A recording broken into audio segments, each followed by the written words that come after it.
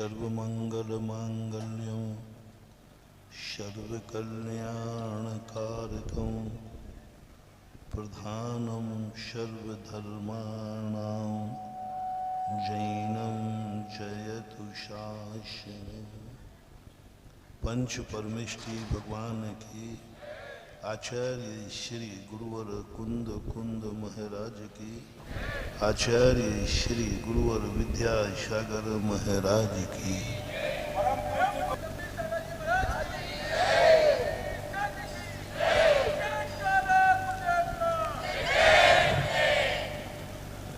प्रकृति ने कुछ अधिकार अपने पास सुरक्षित रखे, कुछ अधिकार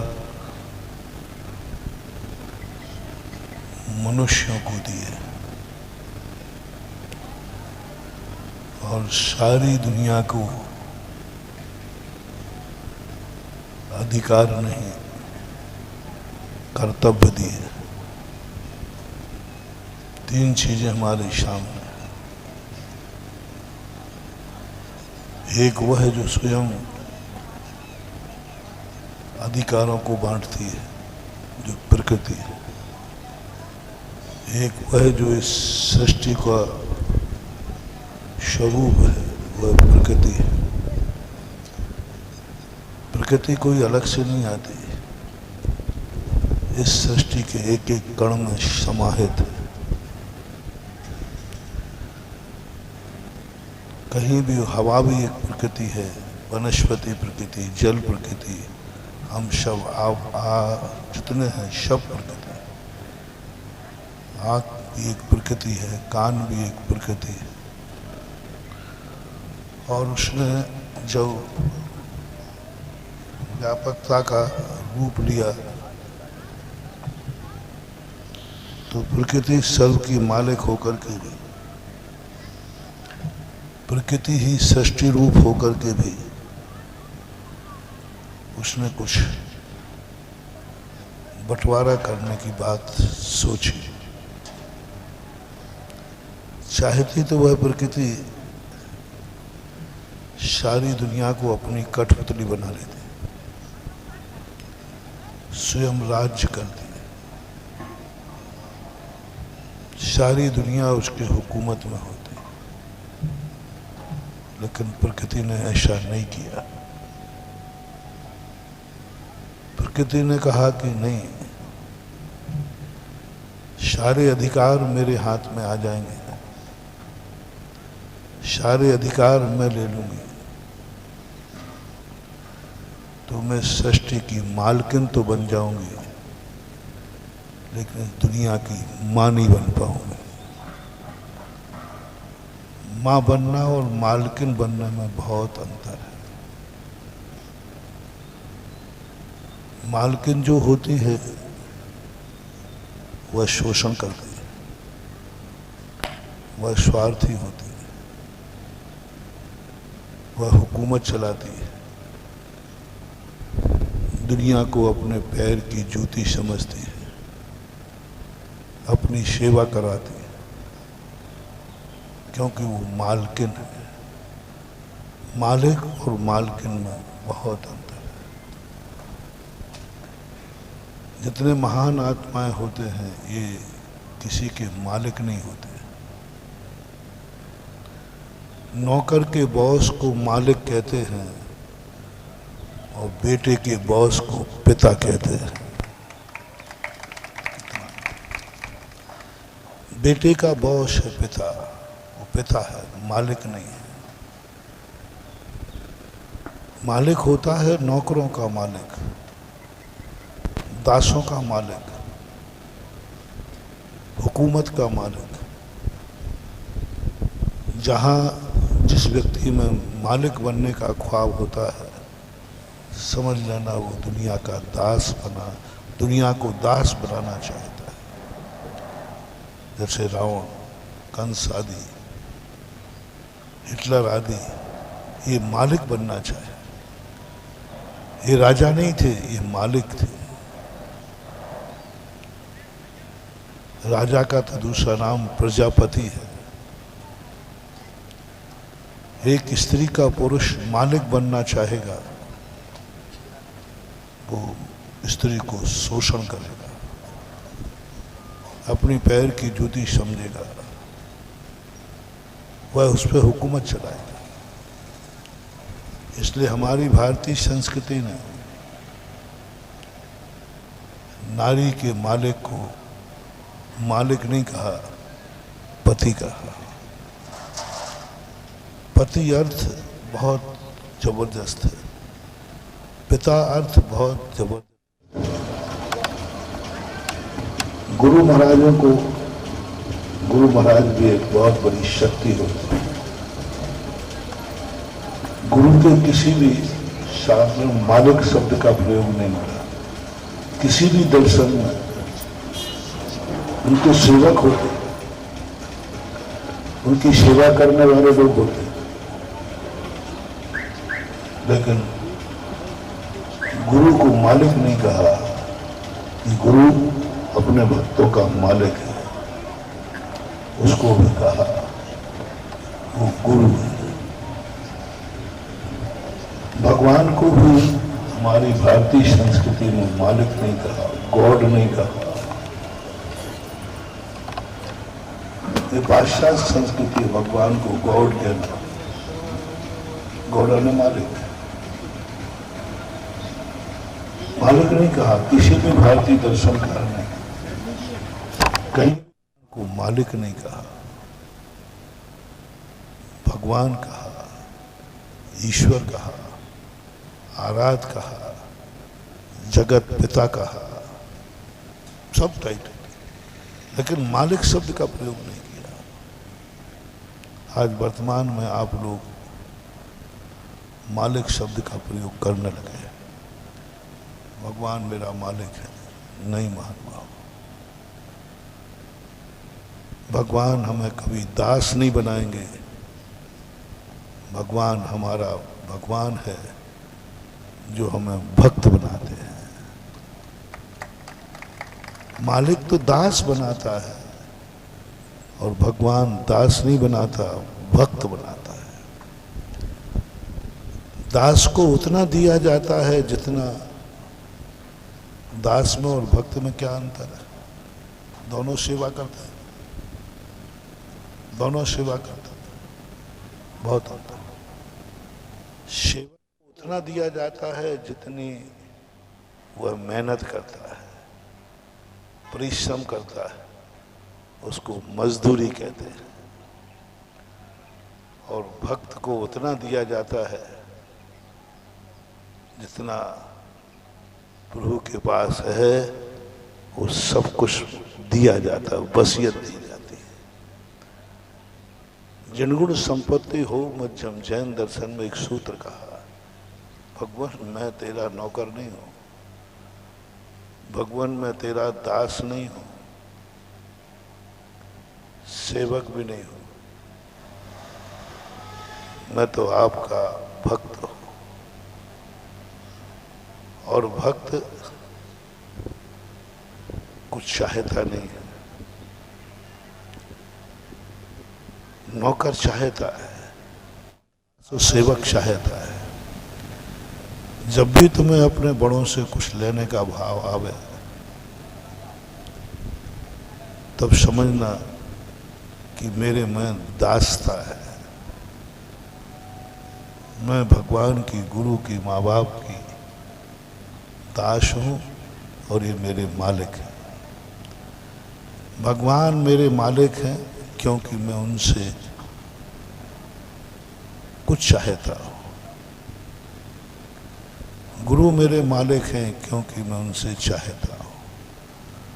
माँ बाप मेरे मालिक हैं, मैं उनसे चाहता हूं। XYZ किसी से भी कुछ भी हम चाहें तो समझ लेना वो मेरा मालिक है और मैं उसका सेवक हूँ। बस आप अपना टारगेट निश्चित कीजिए, आपको मजदूरी मिलेगी, वेतन मिलेगा। जितने घंटे काम करोगे उतना घंटा हिसाब से दे दिया जाएगा। कुछ नहीं, तुम्हारा काटा नहीं जाएगा, शोषण नहीं करेगा, ये शोषण नहीं करेंगे क्योंकि महान है ना, ये बहुत ईमानदार है। पिता शोषण नहीं करेगा, गुरु शोषण नहीं करेगा, भगवान शोषण नहीं करेगा। तुमने बाकायदा जितनी मजदूरी की है उतना मिलेगा, उसको कोई एक पैसा भी कम, तारीख बाई तारीख मिलेगा, लेकिन मजदूरी मिलेगी। अब भक्त देखिए, शिष्य देखिए और बेटा देखिए। भक्त कहता है मुझे कुछ नहीं चाहिए, जो वस्तु मेरे पास है उसी को पवित्र कर दीजिए, क्योंकि मैं आपका भक्त हूं। उसी को पवित्र कर, मुझे आपसे कुछ नहीं चाहिए, आप तो पवित्र कर दीजिए। वैष्णव दर्शन में कितनी अच्छी परंपराएं हैं भारत देश की, कि जगत पिता जगन्नाथ सब कुछ शक्तिमान होकर के उसकी सब कुछ कार्य भक्तों के अधीन, सारे जगत का अन्नदाता है, सारे जगत का अन्नदाता स्वयं भूखा बैठा रहता है। वैष्णव दर्शन में भगवान को अन्नदाता बोलते हैं, अन्नदाता। और जब स्वयं की बारी आती है तो जिन पूरे दिन भर भूखा बैठे, रात भर बैठे, कई दिनों तक बैठे, खाएगा जब कोई भक्त ला करके भोग चढ़ाएगा। क्या बात है, सारा जगत का खिलाने वाला स्वयं नहीं खा सकता, सारे जगत को देने वाला स्वयं कंगाल, सारे जगत दुनिया उनको मिल रही, दुनिया उसके चरणों में सब कुछ मिलता है, और स्वयं की बारी आती है। आप लोगों के एक पुरानी परंपरा थी, भंडारा हुआ करता था, भंडारा। भंडारे में एक व्यक्ति शुद्ध नहा धोकर के कपड़े पहनकर भंडारे में जाता था, वही सामान निकाल के देता था। सारे लोग नहीं, परोसने वाले सब कमरे के बाहर रहेंगे, वो सामान देता था, और वो खा पी करके अंदर नहीं रहता था, भूखा रहता। जब सब खा चुकते थे, शाम को 3-4 बज जाते, फिर सब मिल करके आते थे, अब आप बैठो, मैं तुम्हें परोस रहा हूं। लेकिन अपने स्वयं परोसता नहीं था, सबको खिलाने वाला स्वयं नहीं खाता, सबको खिलाने वाला स्वयं नहीं खाता, सबकी रक्षा करने वाला स्वयं की रक्षा नहीं करता, सबको खिलाना। लेकिन जब स्वयं की बात आई, भक्त कहता है यदि भगवान, मैंने इस पर बहुत शोध किया, यदि भगवान स्वयं ही खाना लग जाता है, सारी दुनिया को खिला रहा है, पहले स्वयं ही खा लेता। नहीं, अभी बताओ, भगवान स्वयं यदि सारे जगत को खाने वाला, वैष्णव दर्शन के अनुसार बता रहा हूं, अन्नदाता तो वो है, पक्का है, सब मानते हैं, लेकिन वह जब सारे लोगों को अन्न देता है, तो पहले भगवान को स्वयं खाना चाहिए या सबको खिलाने के बाद स्वयं का खाना चाहिए? आप लोगों की राय क्या है? भगवान सबको देने वाला है, सबको भोजन कराने वाला है, सबका अन्नदाता है, और उसमें एक भोजन करने वाला भगवान खुद भी है। तुम ही अकेले नहीं हो, बनाने वाला भी खाएगा कि नहीं? तो भूखे थोड़ी रह जाएगा, वो भी एक है। अब आपसे राय पूछ रहा हूँ, वो पहले खावे या बाद में खावे? जो आपकी राय है।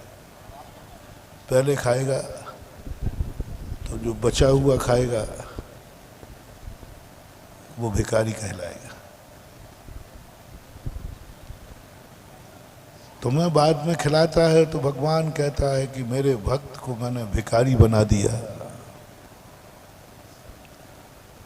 और बाद में वो खाता है तो तुमने उसको भिखारी बना दिया, वो भिखारी बन गया।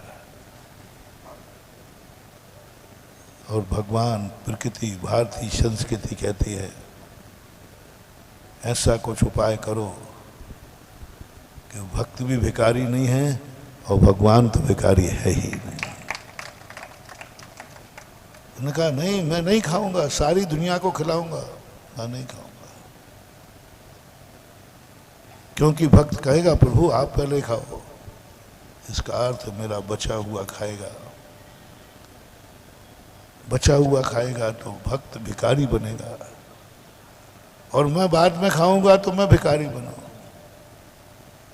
उन्होंने कहा कि मैं नियम लेता हूं, सारी दुनिया को खिलाने के बाद भी मैं नहीं खाऊंगा। भक्त अपना स्वयं का भोजन मेरे सामने लगेगा तो मैं खाऊंगा नहीं, मैं उसे पवित्र कर दूंगा, इतने मात्र से मेरा पेट भर जाता है। प्रसाद कितना होता है, एक नारियल चढ़ता है उसकी एक कील होती है, आप कल्पना करो उतने से भगवान का पेट कैसे भरता होगा, वो भरता ही नहीं पेट। यही तो विशेषता है, वो तो तुम्हारे भोजन को पवित्र करता है, प्रसाद करता है। प्रसाद बनाना और बचा हुआ भोजन खिलाना बहुत अंतर। बचा हुआ भोजन खिलाना उच्छिष्ट है, जो नीच लोगों को खिलाया जाता है, पशु आदि खाते हैं। और भोजन को इस ढंग से छूना कि भोजन प्रसाद बन जाए, पवित्र बन जाए, तो उसने भोजन किया नहीं है, उसने तुम्हारे भोजन को पवित्र किया है। मालिक होता तो नहीं करता, ये भगवान। ऐसे भगवान सारी दुनिया का रक्षा करता है, लेकिन स्वयं की रक्षा नहीं करता, स्वयं की रक्षा नहीं करता, कभी नहीं करता। साधु सारे जगत के लिए आशीर्वाद देता है, लेकिन स्वयं की रक्षा नहीं करता। क्यों? जो सारे जगत का रक्षक है वो स्वयं की रक्षा करने में इतना असमर्थ क्यों हो जाता है? इतना क्यों हो जाता है कि उसको तो कोई भी व्यक्ति, कोई भी उपसर कर देता है। पारसनाथ सारे जगत के संकट हरता थे, संकट हरता थे, लेकिन स्वयं के संकट को दूर करने पर विचार भी नहीं करना, दूर करने पर विचार ही नहीं करना। महान आत्मा कहते हैं नहीं, मैं सारे जगत का संकट दूर करूंगा, मैं अपना संकट स्वयं दूर नहीं करूंगा, ये श्रेय मैं अपने भक्त को देता हूं। यदि मेरी जरूरत उसे होगी तो वो, मैं इस दुनिया में रहना नहीं चाहता। मेरी जरूरत होगी तो भक्त रक्षा करेगा, और जरूरत नहीं होगी तो मुझे तो दुनिया से वैसे ही जाना चाहता हूं। कोरोना जब हुआ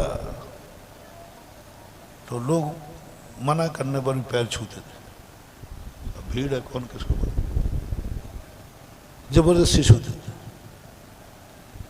मैंने कहा सुन लो भाई कान खोल कर, मैं तो बिल्कुल मना नहीं करूंगा, मैंने तो समाधि की तैयारी कर ली है।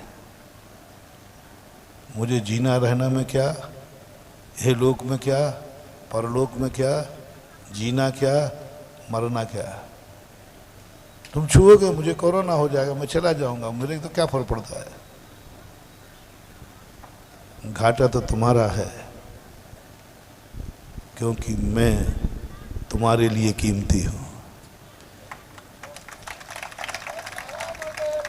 मुझे अपनी जरूरत नहीं है, मैं तो जहां भी रहूंगा, ब्रह्मांड में रहूं, दुनिया में रहूं, कहीं भी रहूंगा, लेकिन नुकसान तो आपका है। आप सोच लो मुझे छूने का तुम्हें कितना घाटा है, तुम्हारा कितना नुकसान है। यदि मेरी जरूरत हो तो मुझे मत छुओ, और जरूरत हो नहीं हो तो जरूर छुओ। हाँ, जरूरत नहीं है तो कोई बात नहीं, सब छुओ, मैं तो मना कर ही नहीं सकता। और जरूरत हो तो फिर छूना मत। बोलो जरूरत है कि नहीं? मैंने सबसे पूछा, उस दिन के बाद किसी ने नहीं छुआ। और मैं अपने बचाने के लिए कहता कि भैया बचने दो मुझे, तो शायद कोई मानता नहीं, महाराज तुम मरो जियो, हमें तो छूंगा। लेकिन जब उपयोगिता इसकी बताई कि भाई मेरा जीवन मेरे लिए इतना कीमती नहीं है जितना तुम्हारे लिए कीमती है।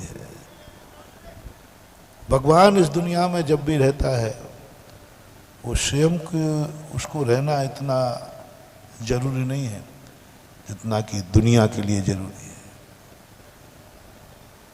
भगवान वैष्णव दर्शन में भी एक कथा आई है कि भगवान जब अवतार लेता है तो उससे पूछा, भगवान आप अवतार में खुश है या अपने मूल स्थान पर खुश है? रामचंद्र जी विष्णु का अवतार थे बताते। तो उनसे पूछा गया कि आप यहाँ अवतार लेकर के खुश हैं या जो मूल स्थान था उसमें खुश हैं? उन्होंने कहा यहाँ तो मजबूरी है, मूल स्थान में ही आनंद है। यहाँ तो मजबूरी है, मैं अपने लिए नहीं आया हूँ, यहाँ तो तुम्हारे लिए आया हूँ। मैं तो जाने में खुश हूँ लेकिन तुम्हारे लिए कीमती हूँ। तो भगवान जब संसार के लिए कीमती हो जाता है तो वह चाहता है कि अधिक समय तक संसार में रहे। उसकी उपयोगिता तुम्हें समझना है, साधु को नहीं। मुझे झांसी की जरूरत है कि झांसी को मेरी जरूरत है? मुझे तो झांसी की जरूरत नहीं, क्योंकि मुझे तो क्या झांसी, क्या ललितपुर, क्या दतिया, क्या ग्वालियर, क्या आगरा। मेरा तो ये सब रास्ते हैं, मेरी मंजिल तो ऊपर है। लेकिन तुम्हारी मंजिल ऊपर तो है नहीं, और नीचे तुम जाना नहीं चाहते, और बीच में रहना है तो तुम्हें भगवान और गुरु की जरूरत पड़ेगी। बिना उसके तुम नहीं रह सकते। इसलिए ये सारी व्यापकता भगवान ने, गुरुओं ने कहा नहीं, मेरी सारी रक्षा की व्यवस्था मैं भक्त को देता हूं, क्योंकि भक्त तभी सुरक्षित रह पाएगा, तभी ताकतवान बन पाएगा जब वो अपने बड़ों की सुरक्षा करेगा। भगवान की सेवा इसलिए नहीं की जाती कि वो भगवान है। भगवान की सेवा करने का अर्थ है हमारी शक्तियों का जागरण। हमारी शक्ति जागती है, हमारी शक्तियां जागती है। जैसे एक बुझा हुआ दीपक जलते हुए दीपक के पास जाता है, वो भली कुछ देवे या न देवे, लेकिन तुम्हारा बुझा हुआ दीपक जल जाता है। महान आत्माओं से अपन को कुछ लेना देना नहीं है, उनकी संगति। एक दीपक जल रहा है, तुम्हारा दीपक बुझा हुआ है, कुछ नहीं करना, उससे घी नहीं लेना, बाती नहीं लेना, मात्र उस अपने दीपक को उस जलते हुए दीपक की संगति करा दो। संगति कराते ही अपन ने उसको लिया नहीं है, लेकिन अपन को सब कुछ मिल गया है। अंधेरी जिंदगी प्रकाश में हो गई, भगवान के दीपक से नहीं। भगवान के दीपक का उजेला नहीं चाहिए, क्योंकि वो उजेला बहुत तेज है, वो उजेला बहुत तेज है, आंखों में चकाचौंध है, इतना तेज है महानुभाव, इतना तेज है, तुम कुछ भी नहीं कर पाओगे, कुछ भी नहीं कर पाओगे। इतनी चकाचौंध है उसकी लाइट की, इतनी चकाचौंध है भगवान का, गुरु का, इनका उजेला बहुत तेज है, उतनी क्षमता तुम्हारी आंखों में नहीं है। तुम उस उजेले में नेत्रहीन के समान कुछ नहीं देख पाओ। नेत्रहीन को तो अंधेरा ही अंधेरा दिखता है,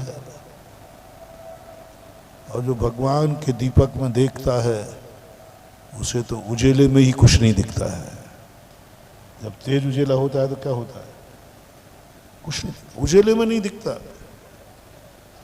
इसलिए भगवान के दीपक में देखने का प्रयास मत करना, बहुत तेज है दीपक, कुछ नहीं करने देगा, तुम कुछ कर ही नहीं पाओगे। गुरु का थोड़ा सा कम है, लेकिन इनका भी बहुत तेज है, बहुत तेज है, कुछ नहीं कर पाओगे तुम। इसलिए इनके दीपक को तो तुम चाहे नहीं मत। भगवान आप दीपक दे दो, उजेला दे दो, ऐसा कोई भाव मत करना। बस तुम तो एक ही बात करना, भगवान अब इससे कुछ नहीं चाहिए, हमें तो मात आपकी संगति दे दो, बाकी सब हम कर लेंगे। संगति चाहिए। आपने देखा दिगंबर जैन भगवान कभी किसी को कुछ देते नहीं, आशीर्वाद भी नहीं, कुछ नहीं देते, फिर भी संसार में सबसे ज्यादा मूर्ति पूजक, जमीन में से भी मूर्तियां निकलती हैं, जैनियों की सबसे ज्यादा निकलती हैं। उन्हें क्यों बनाई इतनी मूर्तियां, क्या मतलब? लोगों ने कहा भगवान आपको नहीं चाह रहा हूं मैं, आपकी संगति मुझे चाहिए, और संगति के माध्यम से हम अपने खुद का दीपक जलाएंगे तो खुद के ऊपर की रोशनी इतनी अच्छी होती है कि वो आंखों को चकाचौंध नहीं, वो आंखों को रिलीफ देती है। बस संगति मिलते ही झट से आपको अपना दीपक जला लेना। दो बातें यहां ध्यान रखना, भगवान का दीपक अपने काम में कभी मत लेना। वो आरती का दीपक है, वो पूजा का दीपक है, वो अंधेरा मिटाने के लिए नहीं होता है। दो एक, पूज और पूजा। पूज्य तो सूर्य है ही, प्रकाश है। पूजा का दीपक उनकी आरती के लिए, अंधेरा मिटाने के लिए नहीं, उपयोग के लिए नहीं, वो पूजा का है। पूजा का दीपक मात्र पूजा के काम आता है, अंधेरे मिटाने के लिए काम मत लेना।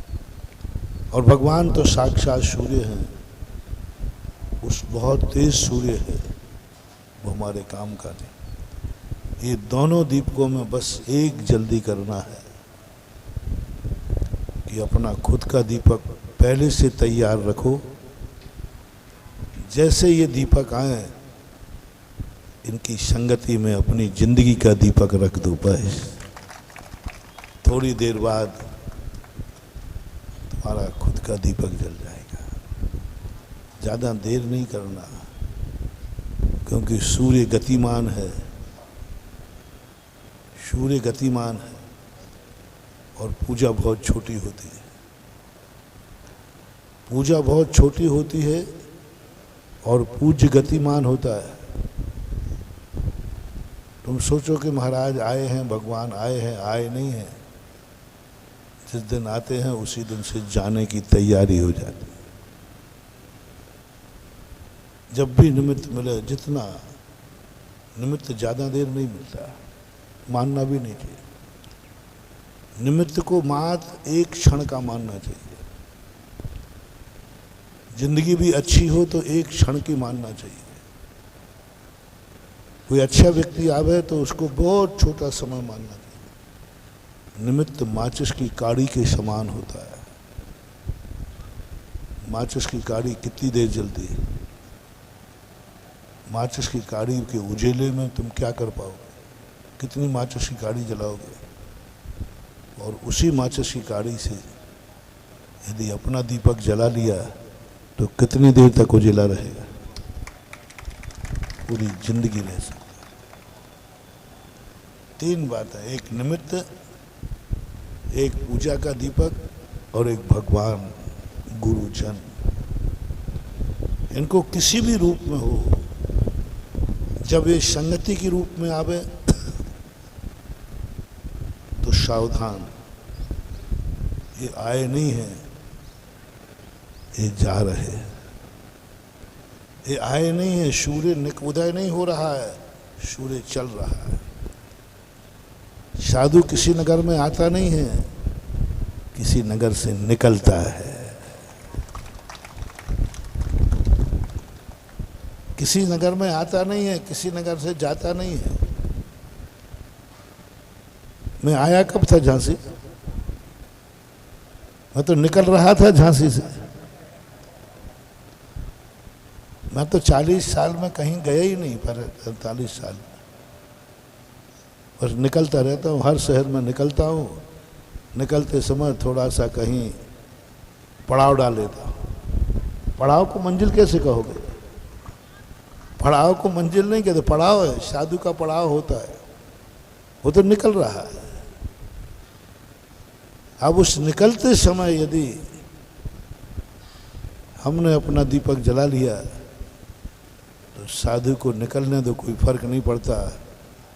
तुम्हारे अंधेरे तो मिटा के चला गया, उजिला दे दिया। और कम और अधिक समय से कोई फर्क नहीं पड़ता।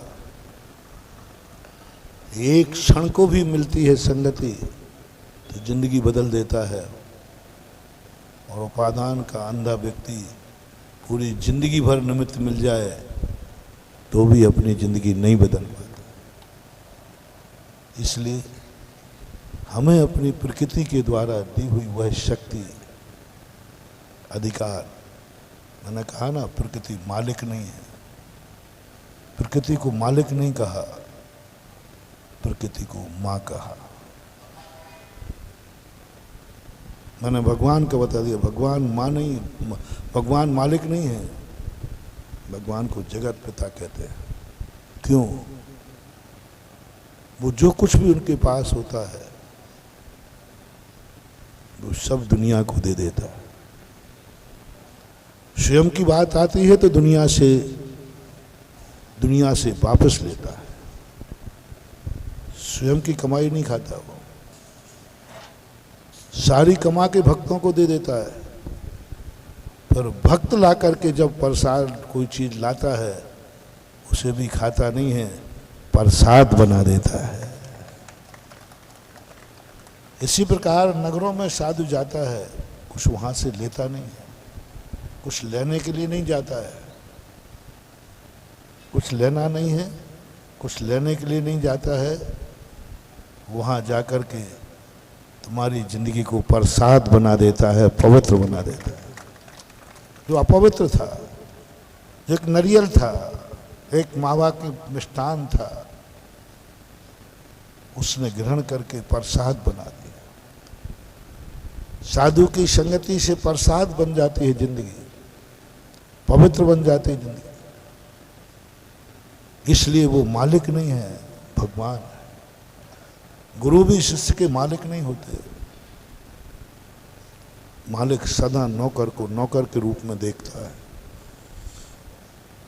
सदा वो सोचता है दास बना रहा है, शोषण करता है, लोभ देता है, मजदूरी भी देता है। लोभ देता है, मजदूरी भी देता है। लेकिन गुरु शिष्य का मालिक नहीं है। वो मजदूरी नहीं देता, वो शिष्य को एक दिन अपने समान बना लेता है, उसको गुरु बोलता है। अपने समान बनाता है। वो कहता नहीं, ये कोई मैं मालिक नहीं हूं इसका कि मैं कोई शिष्य बना के रखूं, नहीं, इसको मैं मेरे जैसा बनाऊंगा।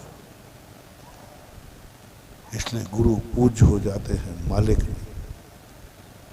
माता पिता भी बेटे के लिए मालिक नहीं है। मालिक तो मजदूरी देता है और माता पिता पूरी वसीयत देते हैं।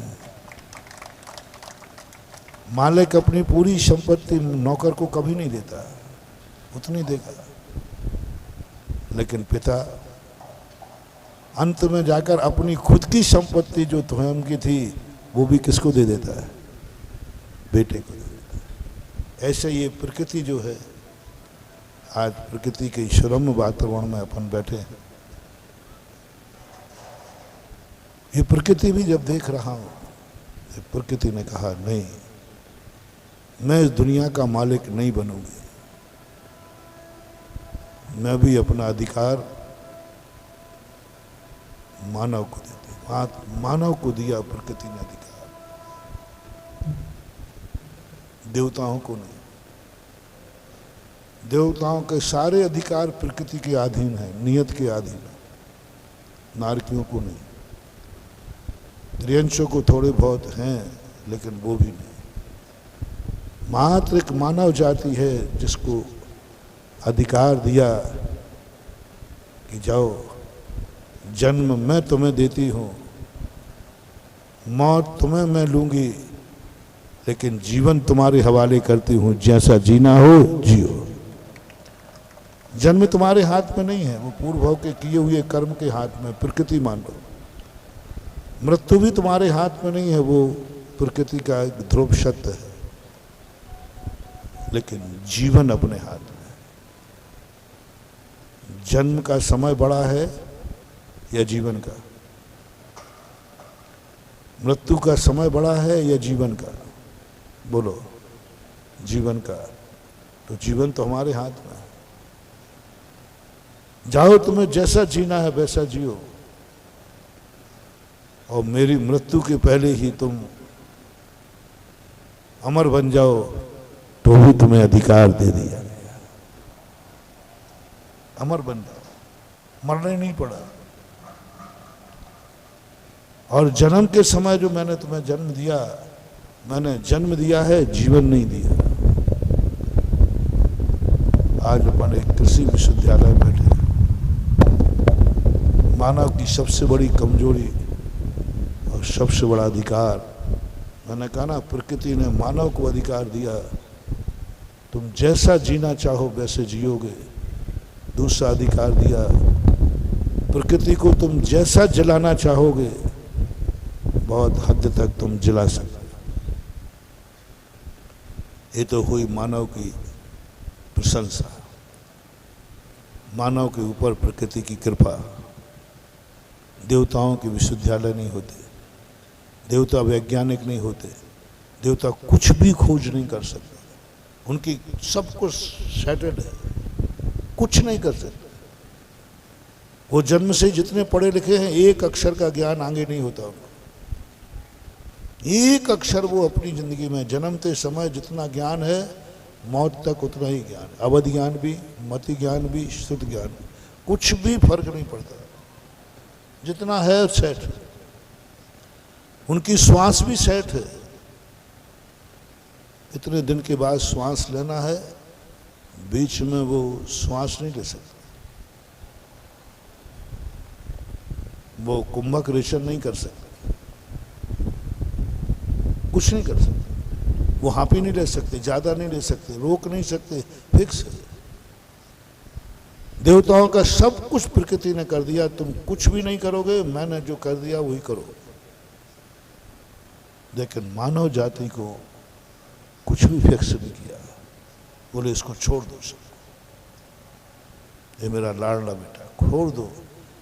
जब श्वास लेना चाहे लेगा, जब छोड़ना चाहे तब छोड़ेगा। देवताओं को मरने तक का अधिकार नहीं दिया, नारकियों को मरने तक का अधिकार नहीं दिया। मनुष्य को प्रकृति ने कहा ठीक है, जब मरना चाहे तब मरे, नहीं मरना चाहे तो ठीक है। और दूसरी बात, सब चीजें अपने हाथ में, जब कोई भी चीज नहीं, आपका भोजन खाना पीना सब अपने अनुसार। गर्मी को सर्दी करना चाहो करो, गर्मी को सर्दी करना चाहो तो करो, कूलर लगाओ, इसलिए सारे इतने वीआईपी अधिकार हैं। लेकिन आज इस विश्वविद्यालय में आने के बाद प्रकृति के द्वारा दिए हुए अधिकार पर खेद हो रहा है कि मानव हर वस्तु को इतना उपयोगी बना रहा है, इतना उपयोगी बना रहा है। घास जैसी वस्तु पर आविष्कार, घास पर शोध, घास पर विज्ञान, घास पर विज्ञान। मानव देखो घास पर भी शोध कर रहा है। घास तो एक सामान्य चीज है, पशुओं का भोजन है। कोई गेहूं पे नहीं कह रहा हो, यहाँ एक विचित्र है। कृषि में मैं तो ज़्यादातर कृषि कॉलेजों में रुकता हूँ, तो कहीं अच्छे अनाज, कहीं फल फूल। पहली बार देखा जब घास के ऊपर शोध चल रहा है। घास, घास को उपयोगी, गाय से गाय को कितना लाभ है। गाय के पेट में मशीन फिट कर दी और घास खिलाया, देखें उसको क्या क्या बना, कितना बना, ये सब होता है। यानी तुम्हारे पास घास को भी उपयोगी बनाने के लिए तुमने हजारों एकड़ों में विश्वविद्यालय खोला। घास को उपयोगी, घास का कितना उपयोग हो सकता है, घास कितनों को सुख दे सकती है, घास की कितनी बड़ी उपयोगिता है, पेड़ पौधे कितने उपयोगी हैं, जल की कितनी उपयोगिता है, हवाओं की कितनी उपयोगिता है, सब पर शोध हो रहे हैं। बस मानव इतना स्वार्थी है, सबको उपयोगी बना रहा है अपने लिए, लेकिन स्वयं पर शोध नहीं कर पा रहा है मैं कितना उपयोगी हूं। हमने घास की मशीन फिट कर दी गाय के, उसमें गाय का भोजन है ना, ये घास गाय को कितना दुख देगी, ये गाय कितना सुख देगी गाय को घास, क्योंकि गाय का जीवन है। फिट कर रहे हैं, शोध लगे, वैज्ञानिक लगे, लेकिन मानव इस पर नहीं सोच रहा है कि मेरे जिंदगी में मेरे द्वारा कितनों को दुख हो रहा है, मैं कितनों को सुख दे सकता हूं, मैं कितनों को सुख देता हूं। हम शोध कर रहे हैं कि हवाएं अच्छी चले, लेकिन हम शोध नहीं कर रहे हैं कि हम हवाओं को कैसे शुद्ध रखें। हवा मुझे कैसे शुद्ध करेगी ये तो खोज हो रही है, लेकिन मैं हवाओं को शुद्ध कैसे रखूं। प्रति वर्ष प्रदूषण बढ़ रहा है, हर व्यक्ति जल का शोध कर रहा है कि मैं जल को कैसे अधिक उपयोगी बनाऊं, अधिक शुद्ध पवित्र बनाऊं, लेकिन मानव कभी नहीं सोच रहा है कि मैं जल को कैसे शुद्ध करूं। सारी नदियां गंदी कर दें, सारी नदियां गंदी कर दें। हमने कभी नहीं सोचा कि मैं प्रकृति के द्वारा दिए हुई मेरे पास शक्ति है कि जल मुझे शुद्ध करता है, तो हम जल को भी कितना, मैं उपयोगी सिद्ध हूं जल के लिए, मैं उपयोगी शुद्ध हूं वनस्पति के लिए, मैं कितना सुख दे सकता हूं वनस्पति को, मेरा कितना उपयोग है वनस्पति के लिए, वनस्पति मेरे लिए कितना उपयोग है, इसके लिए कॉलेज हो रहे हैं, लेकिन मैं वनस्पति को कितना सुख दे सकता हूं, मैं वनस्पति को क्या जीवन दान दे सकता हूं, नहीं आ रहा है। हमारा जीवन कितना उपयोगी है, इस दुनिया में मैं जी रहा हूं, कहीं कोई मेरे से दुखी तो नहीं है, मैं कितना सुख दे सकता हूं अपनों को, कितना दे सकता हूं। दुनिया को। घर से शुरू करो। मैं अपनी जिंदगी का कितना सुख दे सकता हूं अपनों को, शोध करो इस पर। कितना दे सकते हो, कितना उपयोगी है। मशीनें लगाओ। सुबह उठने के पहले, शाम को सोने के पहले एक मशीन लगाओ। आज दिन भर में कोई व्यक्ति मेरे कारण से घर में कोई दुखी तो नहीं हुआ है। गाय के पेट में मशीन लगा दी कि कहीं ये घास से कोई नुकसान तो नहीं है। इसको लाभ कितना है। आप लोग भी एक मशीन लगाओ जिनके साथ तुम रहते हो घर में। सोने के पहले एक नज़र दौड़ाओ।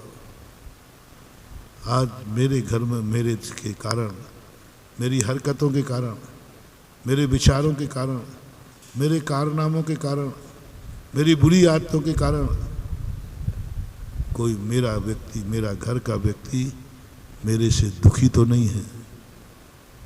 इस पर शोध होना चाहिए, इसका संधान होना चाहिए। ये प्रकृति, ये विज्ञान उन पर खोज कर रहा है कि पर वस्तु मेरे लिए कितना उपयोगी हो। हम लोग भी एक चलती फिरती यूनिवर्सिटी हैं। हम लोग भी वैज्ञानिक हैं। हम लोग भी अनुसंधान करते हैं। हम मात्र तुम कितने उपयोगी हो ये हमारी यूनिवर्सिटी में सिखाया जाता है। घास कितना उपयोगी है वो यहां सिखाया जा रहा है इन कॉलेजों में। तुम कितने उपयोगी हो ये हम साधु लोग सिखाते हैं। हम साधु लोग तुमसे कहते हैं कि अपने घर के हर व्यक्ति को मशीन लगाओ दृष्टि की कि मैं अपने परिवार के लिए कितना उपयोगी सिद्ध हो सकता हूं, मेरे द्वारा कितना सुख मिल सकता है। जैसे घास के द्वारा गाय कितना सुखी रह सकती है, वो कितना दूध दे सकती है, कितना सुख रह सकती है। ये प्रयास यहां किया जा रहा है। तो यहां से हमें भी एक मोटिवेशन लेके जाना है।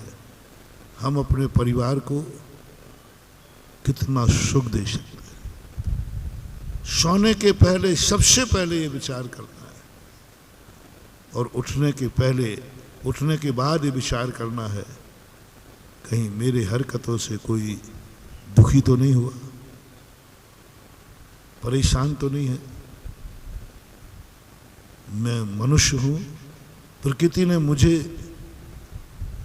सुखी होने का और सुखी करने का दिया है, कोई दुखी तो नहीं हो गया।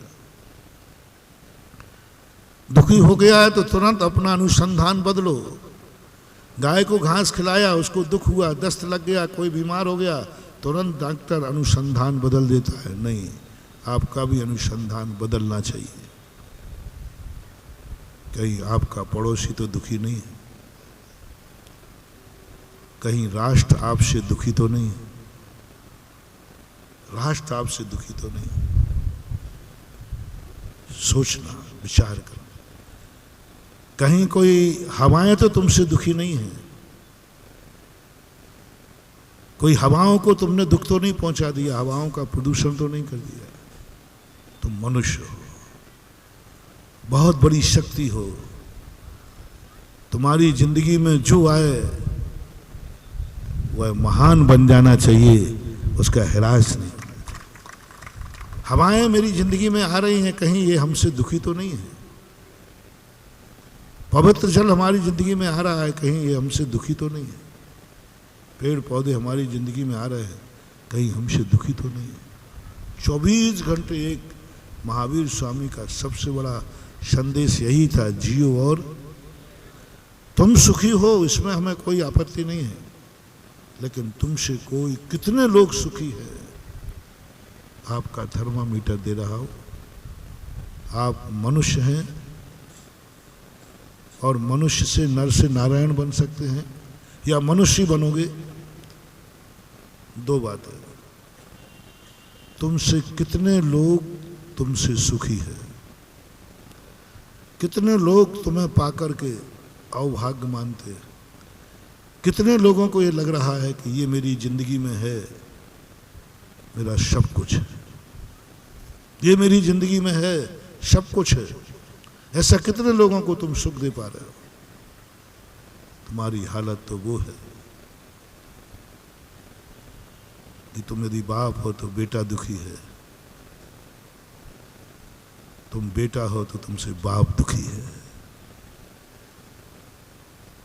तुम भाई हो तो भाई दुखी है, तुम पति हो तो पत्नी दुखी है, पत्नी हो तो पति दुखी है, पड़ोसी दुखी है, सारी हवाएं दुखी हैं। इस कलयुग के अंदर मानव से सबसे ज्यादा दुखी है सारी दुनिया। हवाएं दुखी हैं, प्रदूषण इतना हो गया। नदियां दुखी हैं जो हमारे वरदान के लिए बहती थी, जो हमारे उपकार के लिए बहती थी, वे नदियां दुखी हैं, इतनी गंदी कर डाली हमने। नदी को तो सुख होना चाहिए था, हमने दुखी कर दिया। हमने वनस्पतियों को दुखी कर दिया, हमने सबको दुखी कर दिया। यानी हर व्यक्ति तुमसे दुखी नजर आ रहा है। और महाराज की बात और कह दूं, ऊपर से फॉर्मेलिटी करूं कि अंदर से कह दूं? क्या जिंदगी है रे तेरी, तेरे से तेरा गुरु दुखी है।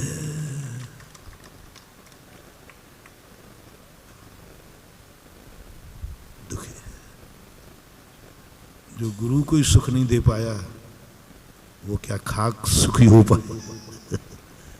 दुखी है। महाराज जी किस बात से दुखी है आप ही बताओ।